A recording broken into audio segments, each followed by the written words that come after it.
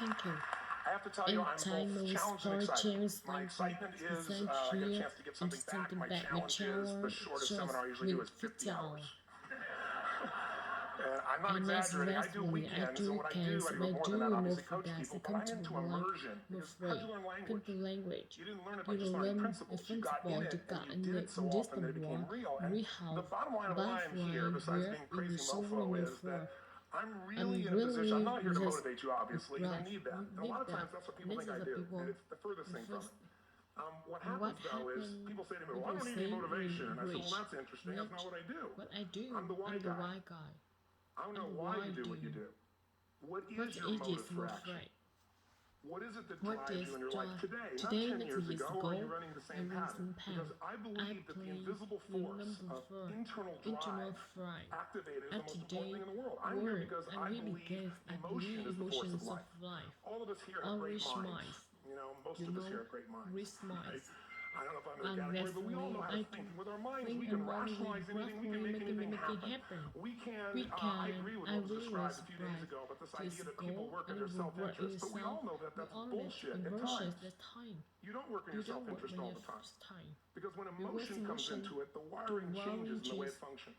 And so it's wonderful for us to think intellectually about how the life of the world is, and especially those who are very smart. We can play this game in our head, but I really want to know what's driving you. And what I'd like to maybe invite you to do by the end of this talk is explore where you are today for two reasons. One, so that you can contribute more. And two, so that hopefully we can not just understand other people more, but maybe appreciate them more and create the kinds of connections that can stop some of the challenges that we face in our society today. They're only going to get magnified by the very technology that's connecting us.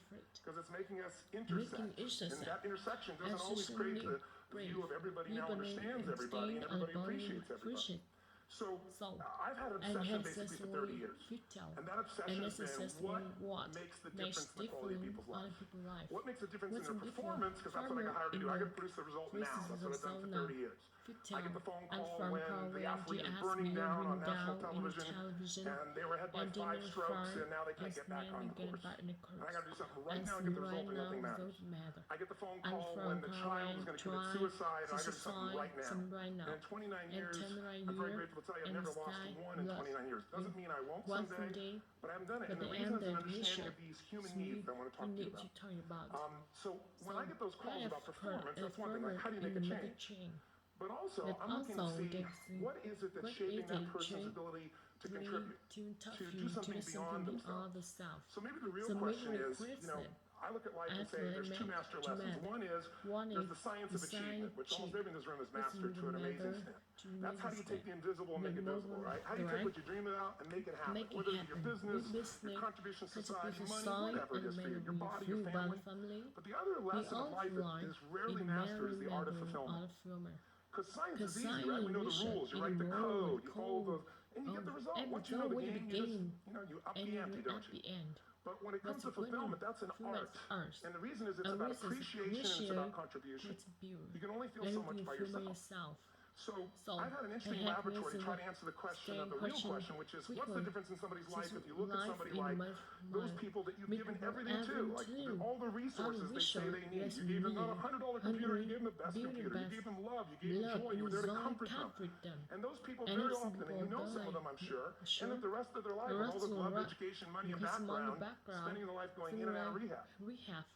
And then you meet people who have been through ultimate pain, psychologically, sexually, spiritually, emotionally abused, and not always, but often they become some of the people that contribute the most to society. So the question we got to ask ourselves really is, what is it? What is it that shapes us? And we live in a therapy culture. Most of us don't do that, but the culture is therapy culture. And what I mean by that is the mindset that we are our past. And everybody in this room, you wouldn't be in this room if you bought that theory, but most of society thinks biography is destiny. The past equals the future. And of course it does if you live it. But what people in this room know, and what we have to remind ourselves of, is you can know something intellectually. You can know what to do and then not use it, not apply it. So really what you remind ourselves is decision is the ultimate power. That's what it really is. Now when you ask people, have you failed to achieve something? How many have ever failed to achieve something significant in your life? Say, thanks for the interaction on a high level there.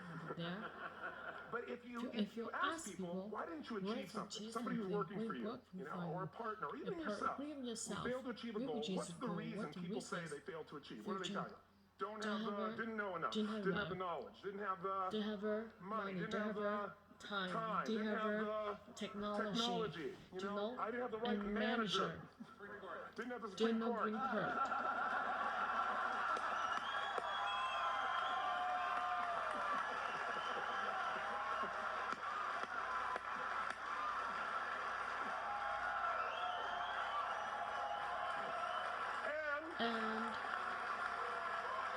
And what all the Supreme Court have in common? They are claiming to you missing resources. And they may be accurate. You may not have the money. You may not have the Supreme Court. But that is not the defining factor.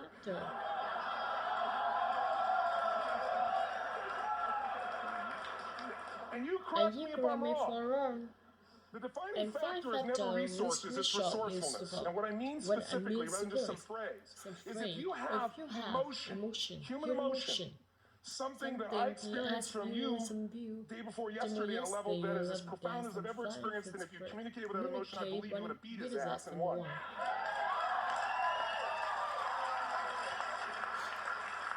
But how easy for me to tell him what he should do. Idiot, Robbins. But I know when we watched the debate, at that time, there were emotions that blocked people's ability to get this man's intellect and capacity and the way they came across to some people met that. Because I know people that wanted to vote in your direction and didn't, and I was upset. But there was emotion that was there. How many know what I'm talking about here? Say aye. So emotion is in. If we get the right emotion, we can get ourselves to do anything. We can get through it. If you're creative enough, playful enough, fun enough, can you get through to anybody? Yes or no? If you don't have the money, but you're creative and determined enough, you find the way. So this is the ultimate resource, but this is not the story that people tell us.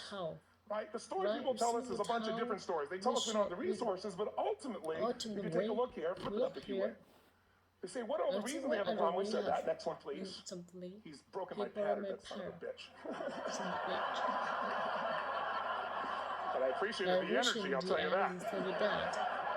What determines your resources? We said decisions shape destiny, which is my focus here. If decisions shape destiny, what determines it is three decisions. What are you going to focus on? Right now, you have to decide what you're going to focus on. In this second, consciously or unconsciously. The minute you decide to focus on something, you've got to give it a meaning. And whatever that meaning is produces emotion. Is this the end or the beginning? Is God punishing me or rewarding me, or is this the roll of the dice? And emotion then creates what we're going to do, or the action. So think about your own life, the decisions that shape your destiny. And that sounds really heavy, but in the last 5 or 10 years, 15 years, haven't there been some decisions you made that if you made a different decision, your life would be completely different? How many can think of one, honestly? Better or worse? Say aye. So the bottom line is maybe it was where to go to work, and you met the love of your life there. Maybe it was a career decision. I know the Google geniuses I saw here. I mean, I understand that their decision was to sell their technology at first. What if they made that decision versus to build their own culture? How would the world be different? How would their lives be different? Their impact. The history of our world is these decisions. When a woman stands up and says, no, I won't go to the back of the bus, she didn't just affect her life. That decision shapes our culture. Or someone standing in front of a tank. Or being in a position like Lance Armstrong, and someone says to you, you've got testicular cancer. That's pretty tough for any male, especially if you ride a bike. Right? You got it in your brain, you got it in your lungs. But what was his decision on what to focus on? Different than most people. What did it mean? It wasn't the end, it was the beginning. What am I going to do? He goes off and wins 7 championships. He never won once before the cancer because he got emotional fitness, psychological strength. That's the difference in human beings that I've seen of the 3 million I've been around. Because that's what my lab. I've had 3 million people from 80 different countries that I've had a chance to interact with over the last 29 years. And after a while, patterns become obvious. You see that South America and Africa may be connected a certain way, right? Other people say, oh, that sounds ridiculous. It's simple. So, what shaped Lance? What shapes you? 2 invisible forces. Very quickly. 1, state. We all have had times. Have you had a time you did something and after you did it, you thought to yourself, I can't believe I said that. I can't believe I did that. That was so stupid. Who's been there? Say, ah. Have you ever done something after you do it? You go, that's me. That was me. Right? It wasn't your ability, it was your state. Your model of the world is what shapes you long term. Your model of the world is the filter. That's what's shaping us. That's what makes people make decisions. When we want to influence somebody, we gotta know what already influences them. And it's made up of three parts, I believe. First, what's your target? What are you after? Which I believe it's not your desires. Even if your desires are goals,